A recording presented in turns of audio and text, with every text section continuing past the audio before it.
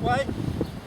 So this line here, head's facing that way, line down, chins on hand.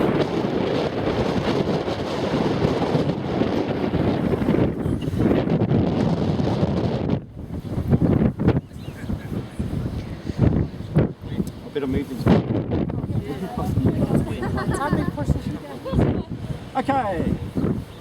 The purpose of this is a listening skill, as well as just a good warm-up large muscle group skill for your large muscle groups in your legs. And you're going to run over. Oh, we're going to run. Yeah. So somewhere between the count of 1 to 3, you're going to get a clap, and what you're going to do is leap up and just run to the other side of the track with me, please. So eyes down, listening. 1, 2.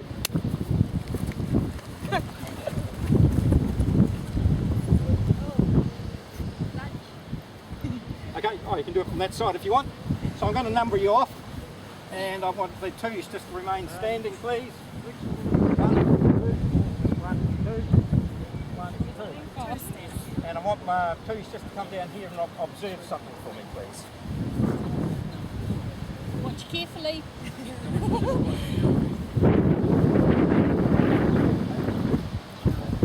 Okay, eyes down. 1.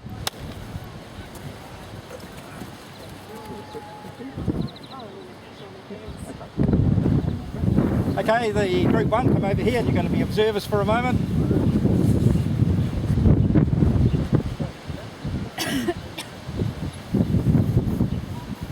So we talk about this being a warm-up. What I want you to do is just watch the very first movement through their legs and their butt.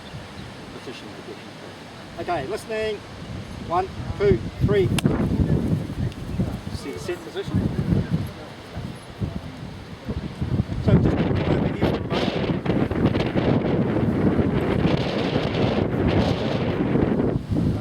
So this is a really cool warm-up for starting. From the point of view, your very first movement, you naturally got up into what is a set position. So basically the set position in the blocks wasn't designed by a scientist or a coach or anything like that. It's the way that we were originally designed to actually, I guess when we're hunter and gatherers in the tall grass lying down and winter chase after prey, that was the quickest way to get up and move. So all it is an adaptation of that. So it's really cool to do that with the kids.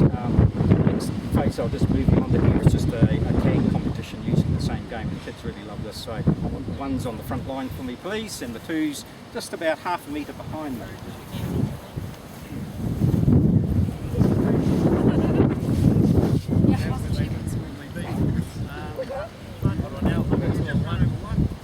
Okay, eyes down, and off here.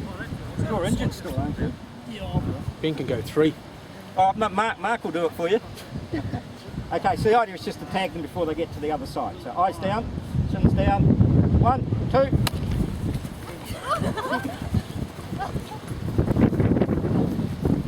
Do you want to reverse it? So 2's on the line, 1's behind. Okay, just a couple of things I want to add in here for you. The purpose of keeping the eyes down is the same thing which we'll do in the blocks at the moment, is making sure your eyes are looking at the grass at the start. It stops them popping straight. Right. And of course, as the kids get better at this, they can be honest to themselves. Those who are faster, so on. Okay, eyes down. 1.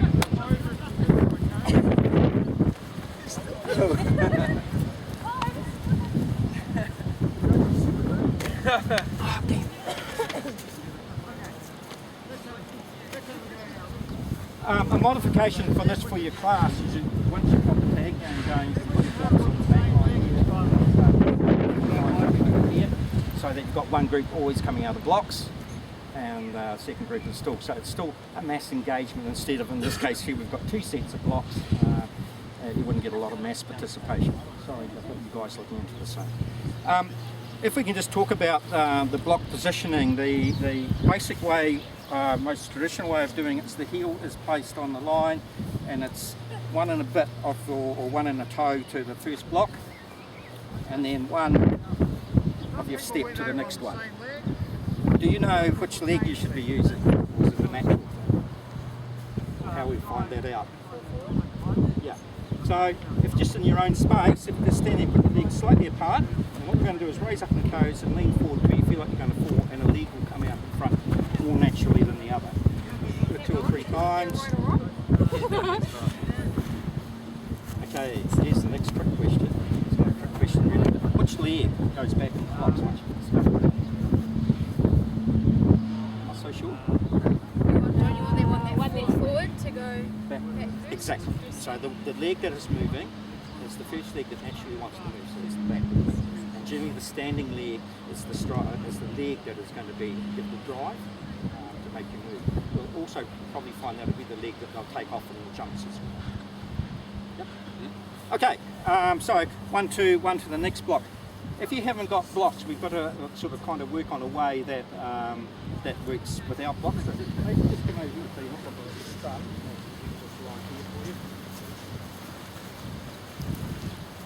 So in your own space, what we can do is take, if we stand in the direction we're going to run, we take one of our steps back, to put our feet together. One leg. That's it. Okay, now the leg that goes to the back, you lift that leg and kneel down beside the instep of your foot. Yep, cool. Looking good. Next thing we do is we've got to make sure there's a gap, so our knee is not right up against our foot. A good idea is the width of your fist is between your knee and your leg. Otherwise we'll get tight. From that position, all we do is bring your hands up to the line, and we make sure that the shoulders. Cool. So that is on your marks position. On the set position, you bring your butt up so it's slightly higher than your shoulders. Yep. And drive out. So just relax for a moment. Okay, a lot of students mightn't understand how high their butt is. As a male, I'm very careful about that. I'll talk to some other guys at home. So raise your butt. Whatever like that. It's a good safety way of actually demonstrating. So if we think going about, is that stepping, doing those steps work for you? So we think about 1, 2, 3 back, down beside your foot. Some people prefer 2.5, but I just find this is good. Do you want to do a start from that position this time? When you raise your butts, just make sure that your shoulders come up to the line as well. They set. Very nice. Very nice. Does that feel comfortable? Did you miss the start? Is it steps that you can use? Yeah, easy to teach. Yeah. I've seen all sorts of ways of getting the feet in the right position when you haven't got blocks, and that's the best one. It's not my invention, it's someone else's. So that's the latest one I've been using. So this time we can just do some along the line here about setting, a couple you can have a go at setting up your blocks. The others can just come up to the line without using the blocks. Okay, and here's one here. Just have a look how it's not aligned properly. It's a good idea to make sure it's straight, stand back behind it. Anyone want to use these ones? And we can move on to reloads. Come on, let's have a go. So I need to swap it around.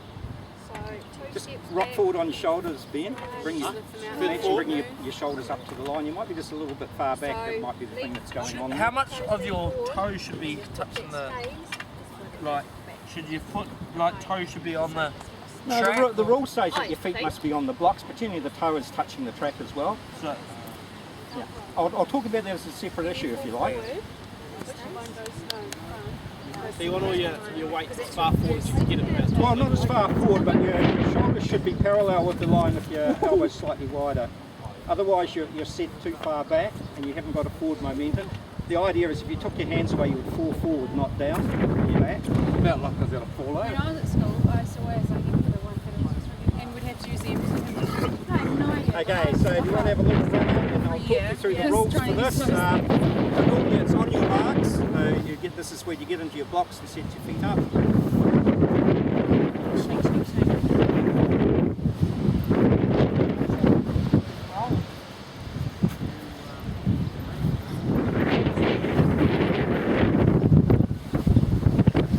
So you should be at those blocks, should be into your blocks now.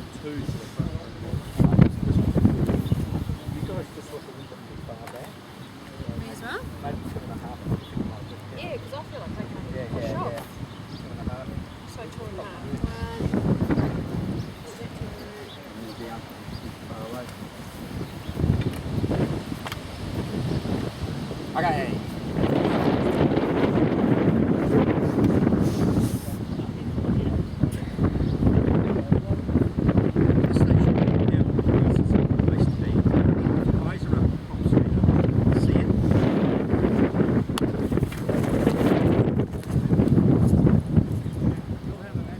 What they call the rake or the angle of the blocks as well. Have the back block laid back too far, and when they come up to a set position, so the foot's still clear, so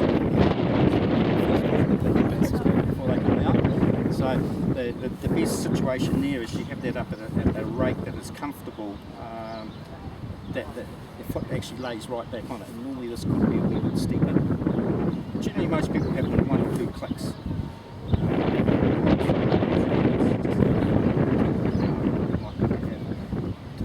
Once again, it's very well described in that analysis as well. So, one more go. Is there any more questions before we do this final one? Because then I want to move on to relays for you. No, it's pretty much covered. You've got a good warm-up drill, a good mass participation, and how you can use your blocks and just and non-blocks and still in a fun environment. You can be doing that across the track still. It's really good, and you can have up to 10 people doing it. I mean, 20 doing it quite comfortably at a time. When do you say go? People? Oh, just for the gun. The rules say that when all athletes are in their final position, we shall release them. So it's not about trying to make it hard for them. As soon as everyone's set in the set position and still, you fire the gun. It's not about you trying to trick them or anything like that. Because one kid's going to take his time and he'll come up late and then got to wait till he's ready. Okay, so what happens there is if it's in a higher level competition, the starter will ask them to stand up, and they'll say lane 6, taking too long to come to the set position, and then you say no false start or no warning.